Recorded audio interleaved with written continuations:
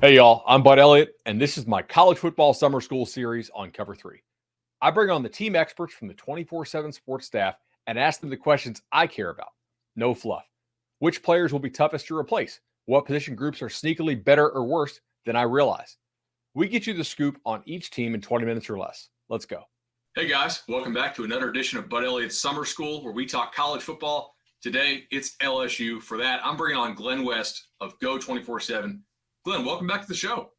Hey, thanks, Bud. I appreciate you for having me on. How are things? Doing well, man. I enjoy listening to Go 24/7 podcast as well, and just keeping myself up to date on everything LSU. So a fine start for Brian Kelly, 10-4 in his first year, winning the SEC West there, top 15 in all the power ratings, top 10 in many. Kind of an interesting year. Like they were kind of like badly outplayed by Auburn. A&M controlled the game. They got smoked by Tennessee, smoked by Georgia, and they turned around and they hammered Ole Miss. They hammered Florida. They easily handled Mississippi State. And they honestly, I thought outplayed Alabama by more than the score indicated, although they had to win it late. What did you make of Brian Kelly's first year? Certainly a swing of emotions in terms of just how this team started. When you talk about the Florida State loss and all of the fundamental issues that really cropped up early in that game, I think probably the biggest thing that we were told or that we had heard about Brian Kelly coming in was the one thing that you're not going to have to worry about is a team that's fundamentally sound. I mean, that's something that's a baseline for what he expects all of his teams to be. And certainly with some of the special teams blunders that were cropping up in that game. I know you're a big Florida State guy, so I had to throw that in there. But I mean, I think the biggest takeaway here, I guess, in year one was just an LSU team that still was finding a culture and finding a foundation of which to build its program on. It took them a little while to get there. I think the Alabama game there was one that certainly had things looking in the right direction, and you got yourself into a potential college football playoff picture by the regular season finale against Texas A&M, not able to close. I think that's probably the first year jitters in terms of trying to find a foundation to build on. Those guys just really kind of, I would say struggled for a little bit, but it wasn't unexpected to kind of have that season roll out the way that it did. 10-4 is still something that you can really build on here in year two. You got a lot of your returning foundation offensively coming back for year two, and a lot of new exciting young pieces to plug in on defense as well. So I think it's just a situation where it was exactly kind of, I think, what you had expected from year one. Under Brian Kelly, what you'd hope for to get to 10 wins and really kind of put yourself in the conversation for a college football playoff berth. So the offense, and we'll transition there since you mentioned it, it really improved, I thought, pretty much every game down the stretch except for maybe the Arkansas game. Like I'm looking at my numbers, they kind of scored above the expected points in pretty much every ball game. I'll ask you about Jaden Daniels. So he's back. He apparently is going to be the starter holding off Garrett Nussmeier. And what does he do that the coaching staff likes so much?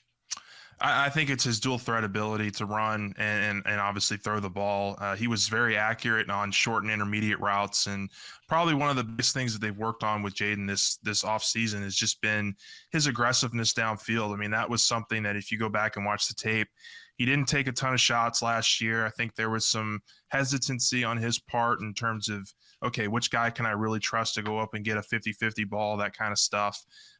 He built a nice chemistry with Malik Neighbors and certainly first-year tight end Mason Taylor. But outside of that, there really wasn't a consistent threat that LSU had to rely on game to game. And I think part of that was because Jaden was really quick to run last year. That was something that we talked about a lot in season, was how can we get him to stay in the pocket, make his reads, and not be so quick to use his feet. And that's something that they've really worked on this spring. I think that he's really taken to heart. I mean, he took a couple shots in the spring game that were really important, and you're not going to open up the playbook or anything in the spring game, but you'd like to see at least some the improvements made in that respect. And in terms of holding off Garrett Nussmeier, I think that's a great way to put it. I think Nussmeier is a guy that's coming. He's somebody that's in the program for a reason.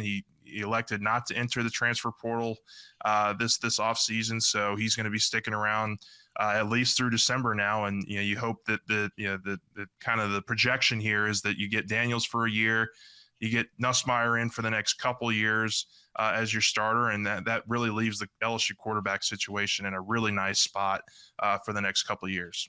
That's an embarrassment of riches. I mean, I think I'd rather have Nussmeier than about half, looking at the schedule, about half the quarterbacks LSU is about to face on its SEC schedule, just from seeing. I got to see him in person against Purdue, and then obviously the SEC title game. I think your point about protecting the ball and being a threat with the legs makes sense. Only 3 interceptions for Daniels and 1,085 rushing yards is nothing to sneeze at. And yet I feel like this team can't make the jump if teams don't actually fear the downfield stuff. Am I wrong to think this receiver room is just sick? Like, I love Malik Neighbors. Daniels underthrew him or just missed him a lot last year. Like, he turned touchdowns into 30-yard gains, it felt like, with some of these throws. And, like, Brian Thomas and Lacey, maybe I'm too high on these guys. I think this is, like, a really nice receiver room. No, I think you hit the nail on the head there. And I think some of the resources that they used this offseason was to attack the vertical game. And you got Chris Hilton back, who's a former 5-star that you're hoping he can stay healthy. You brought in Aaron Anderson from Alabama, another vertical threat. Brian Thomas has proven to be a big play threat as well. I think it's really just about finding the chemistry with those guys and making sure that Daniels knows that he can be aggressive. He can make some mistakes downfield, but as long as he keeps taking those shots, they're also going to make some big plays for him as well. And I think that was a big part of this spring for LSU in terms of how they're going to figure that out and what that offense is going to look like. I think probably the vertical passing game is going to take a step up. But the other question mark, I think, for the offense is the running back situation. They have a couple of backs that are banged up right now that didn't go through spring, guys that were a little bit older, and you don't really know, I think, what to expect from them in terms of their injury histories. So that's an area that LSU certainly looked at here in the second portal cycle. And, the complement of the run game is going to be extremely important for LSU to kind of have the season they want to have next year. That line will be running behind, or excuse me, those backs will be running behind the line with. To me, it's very impressive that LSU won the SEC West playing 2 freshman mini games at offensive tackle. Like, that's not easy to do. Can this line take a big step and be the best in the SEC or close to it? Absolutely. I mean, Will Campbell and Emory Jones is a great start there. And you have Miles Frazier, who's coming back for a second year. The guy they got out of the transfer portal was the number 1 O-lineman, I think, in our rankings last year. You've got Garrett Dellinger, who's a veteran who's been around for a little while.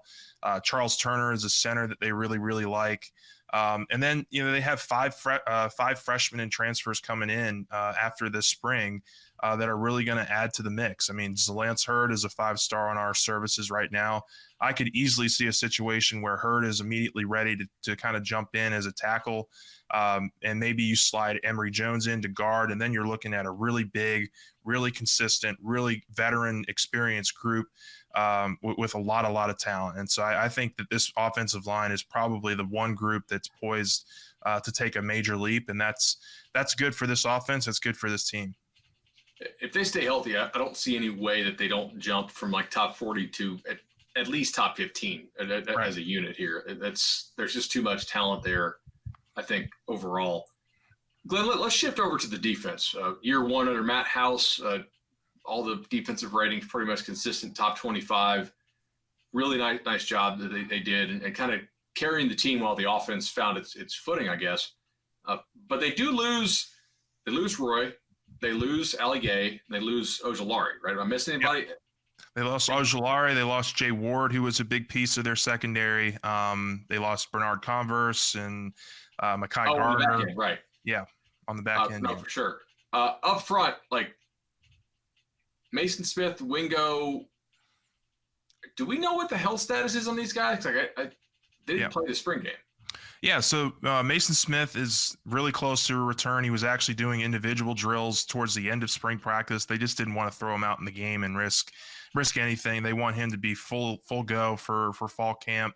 They expect him to be full go. They expect Mekhi Wingo to both be fine for fall camp to go full contact.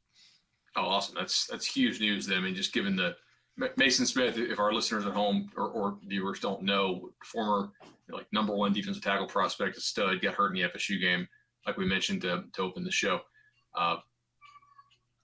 What does it say about the confidence that this staff has in the pass rush that it's actually playing Perkins at linebacker instead of edge rusher? Do we read into that?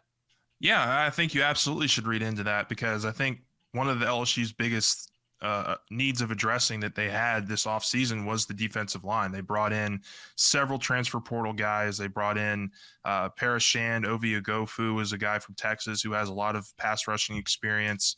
Braden Swinson's a guy that they really like. Deshaun Womack is a true freshman that they signed that feels he was a little bit banged up this spring as well, but he's going to be ready for full contact in the fall. I absolutely think this defensive line is poised to be probably one of the more efficient and most effective in the SEC next year, if everybody can stay healthy. And that's the biggest caveat with this group right now, is that they do have some injuries that they have to overcome, and making sure those guys are fully ready for the fall camp is extremely important. But in the meantime, it's allowed LSU to be more versatile with how they use Harold Perkins. He was working a lot with inside linebackers this offseason, certainly this spring. He was working mostly first and second down inside linebacker. Then they kind of shipped him over to that jack spot on third down. That's kind of, I think, the strategy for at least now. We'll see if anything changes in the fall. You want to be able to use Perkins in a variety of ways, because offenses are going to be star, pencil, underline, Sharpie him. Every single opposing offense is going to be doing that with Harold Perkins at the top of that list. So you mentioned Ovi, so we covered him. I want to ask you about Oregon State transfer Omar Spates, who they also took at linebacker. What are the early returns on him, and do you think he's going to play a major role? Oh, yeah. I think he's probably going to be your second inside linebacker starter. He was getting all the first-team reps. They really like his leadership. They like his calming presence here as a linebacker to come in and really pick things up quickly. And, I mean, he was a 4-year starter at Oregon State and did a really nice job. I think had close to 400 tackles in his career. So that's just a guy that I think is ready to play big-time SEC football. I think he's a seamless fit here for the linebacker and for the middle of this defense, and has really helped shape, I think, Harold Perkins a little bit too this spring. He's taken him under his wing a little bit in terms of how to, really adjust to that inside linebacker role, and I think it's worked out well for LSU. In looking at my notes and things from last year to figure out what I was going to ask you, I stumbled upon the run defense in the final two SEC games gave up almost 600 yards on the ground, which is not good, but also not what they had done for the most part of their SEC schedule. And that was A&M and Georgia for the listeners at home. Is that something those teams just found? Was it did certain guys not be able to play because of injury? Because that's a little bit of a concerning trend if it's actually a trend. Yeah, it was a very concerning trend, and I think it's something that they had to address because they were not very deep on the interior last year, and that's why they went out and they got Paris Shand out of the transfer portal. They got Jordan Jefferson out of the transfer portal. Jalen Lee from Florida is a big defensive tackle that they really like out of the transfer portal. And then you get Wingo and you get Smith coming back. I think that's a good nucleus there to help you really get back to what you wanted to do as an interior run defense. I think probably the biggest silver lining to Smith getting hurt last year was Wingo. He was able to start all the games last year and really established himself, I think, as a really elite option as a run stuffer on the interior. That was a part of his game that he really focused on prior to last season, and it paid off. And so you're hoping that those two guys, with some of the veteran depth you have behind them, can really help you improve with the run defense, because it was certainly an area where teams were looking to kind of hit LSU last year towards the end of the season because they were so banged up. So if you're listening so far, you're probably thinking this sounds like a national title team as long as Daniels improves as a passer. And I wouldn't disagree, and maybe you don't disagree with that so far, but I got to ask you about the secondary. Yeah. So they lose 5 of their top 7 guys by snap count off of secondary last year. They kind of pieced together out of the transfer portal, and now looks like they're trying to do it again. They're bringing in a bunch of transfer portal guys again. Can you sort this out both in terms of who do we think is going to play and what is your level of confidence in corner and safety? Yeah, sure. The cold water you can certainly pour on LSU's championship hopes is the secondary at the moment. I think that was probably one area that we didn't really know a whole lot of what to expect coming in, because they just had a 1-year stopgap with a bunch of veteran players, and then they had to recharge and refill that room up again. And you have Greg Brooks and Major Burns coming back at safety. I think that's a nice 1-2 tandem there to kind of help you feel good about your safety prospects. They don't have a ton of depth at safety, which is why I think LSU's certainly dipped their toes into looking at the transfer portal here the last week or so, and maybe adding a piece there.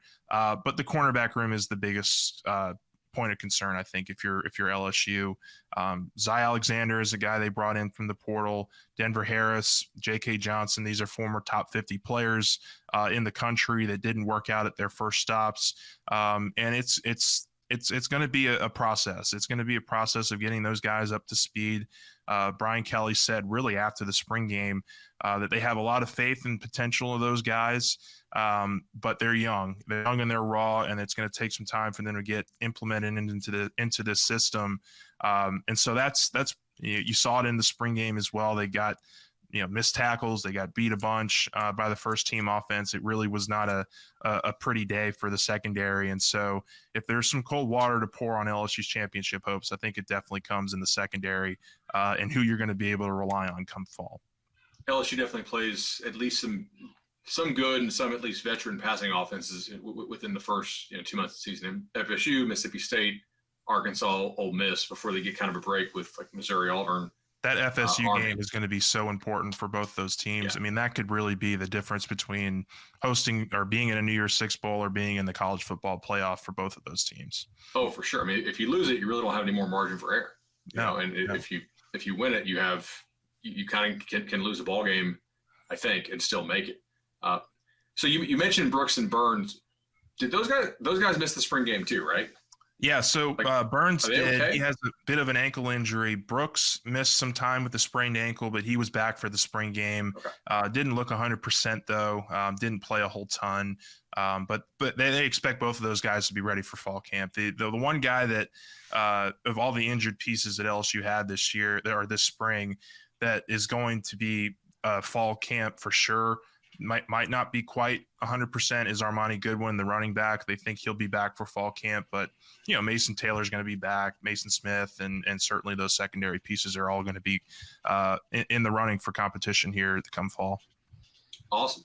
Glenn, so what's the one position on this ball club where you would say the starters are just way better than the backups?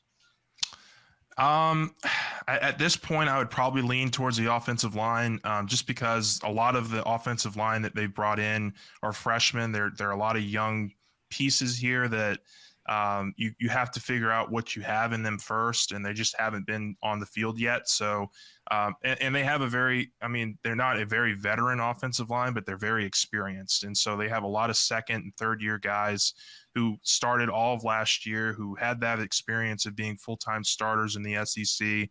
I think it can be one of the best starting lineups or starting offensive lines in the SEC next year based off what they have coming back.